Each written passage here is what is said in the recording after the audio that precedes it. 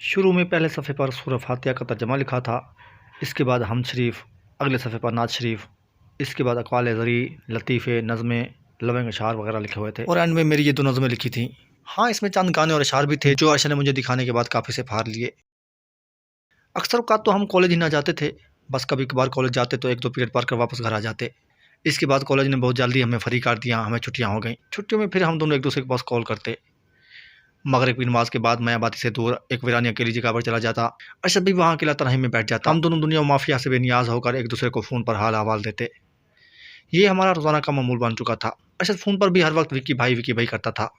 विक्की कहाँ चला गया, मुझे उसकी याद सताती है, मुझे जीने का दिल नहीं करता, वगैरह वगैरह। मैं इसे फ़ोन पर तसल्ली देता कि अर्शद भाई हर किसी ने चले जाना है, विक्की चला गया तो इसका मतलब ये नहीं कि बस विक्की ही चला गया हम यहाँ रहेंगे। अर्शद भाई हमने भी चले जाना है, बस ये कि विक्की पहले चला गया हम थोड़ा बाद में जाएंगे। हमें खुदा ताला कुछ समझाना चाहता है, हम लोग समझते नहीं हैं। 2-3 दिन खूब रोते हैं, रो रो कर पागल भी हो जाते हैं, लेकिन खुदा के निज़ाम को नहीं समझते कि अल्लाह ताला हमें क्या समझाना चाहता है, और ना इस दुनिया की हकीकत को समझते हैं कि ये दुनिया क्या चीज़ है। 2-3 दिन खूब अवेला किया, फिर इसके बाद कहाँ गया विक्की, कहाँ गया खुदा का ये इबरत भरा निज़ाम, बस सब कुछ भूल भुला गए।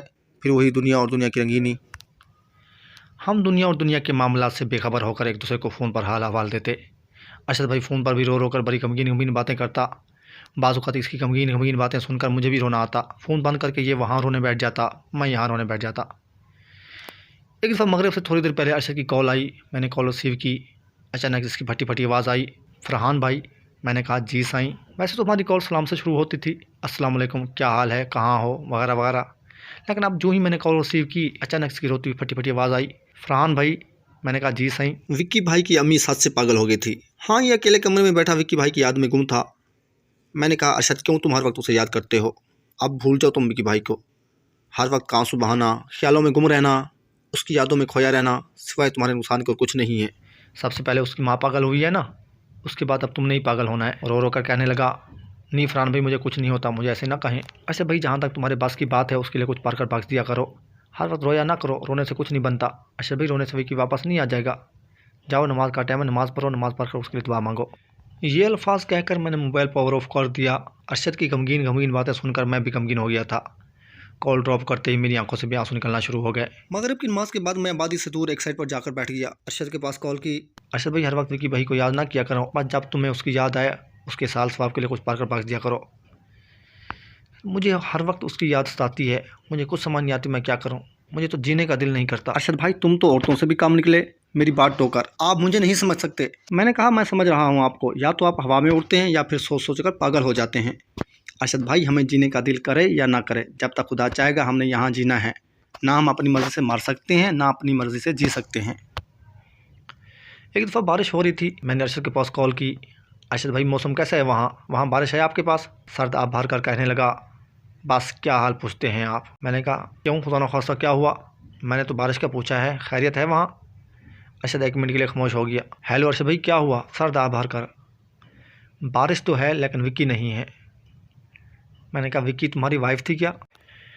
फ़रहान भाई आप ऐसी बातें ना किया करें, मैं क्या करूं, मुझे समझ नहीं आती मैं कहाँ जाऊं।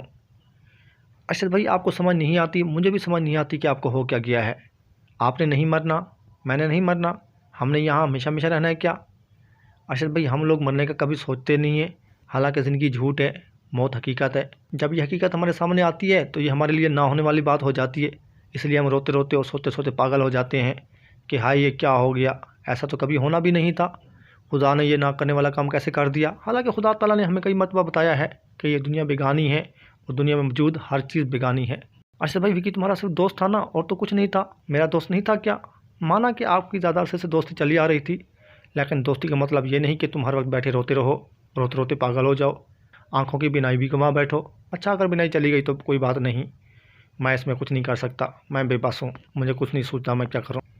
मगरिब की नमाज़ के बाद हमारा रोज़ाना का मामूल बन चुका था। हम दोनों दुनिया जहां से बेखबर होकर घंटा घंटा बातें करते रहते। एक कॉल में इसने कहा, आपको पता है मैंने अपनी मुकम्मल ज़िंदगी चेंज कर दी है, तकरीबन हफ़्ता हो गया मैंने शेव नहीं की, सुन्नत रसूल सल्लल्लाहु अलैहि वसल्लम पर अमल कर रहा हूँ, पहले वाली रंगीन ज़िंदगी बिल्कुल छोड़ दी है, हर काम में सादगी इख्तियार करता हूँ। म्यूज़िक वगैरह का आपको पता है मैंने पहले से ही छोड़ दिया है।